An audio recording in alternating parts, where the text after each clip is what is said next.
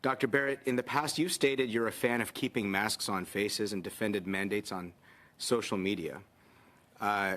Let's see how that played out. The Alberta Medical Association survey cites 77% of parents reported that the mental health of their child aged 15 and over is worse than before the COVID-19 pandemic.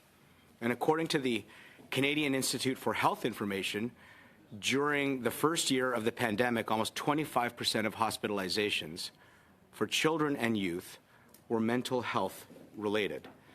Let me ask, these mandates destroyed the mental health of Albertans and Canadians, destroyed small businesses, and destroyed livelihoods of thousands of people who are now afflicted by an opioid crisis.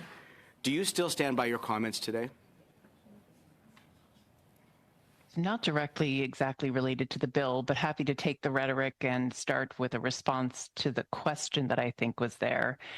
And address a little bit of the leap of logic in the middle. There are just as many studies that suggest that in certain settings and during certain points in the pandemic that masks were valuable at community levels, and particularly not just for children, but for people in very vulnerable situations. So yes, the recommendations that I was making, and including now in acute care settings where there are vulnerable persons who are still vulnerable, I would definitely defend. I don't know that I needed to defend it.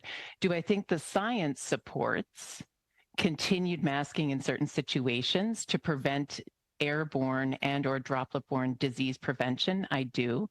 And just to step back for a moment and address your gap between mental health and the pandemic being associated fully with masks, that clearly is a mistake because there were a myriad of things that developed many mental health issues, regardless if people lived in countries, provinces, or areas where masks were mandated or not.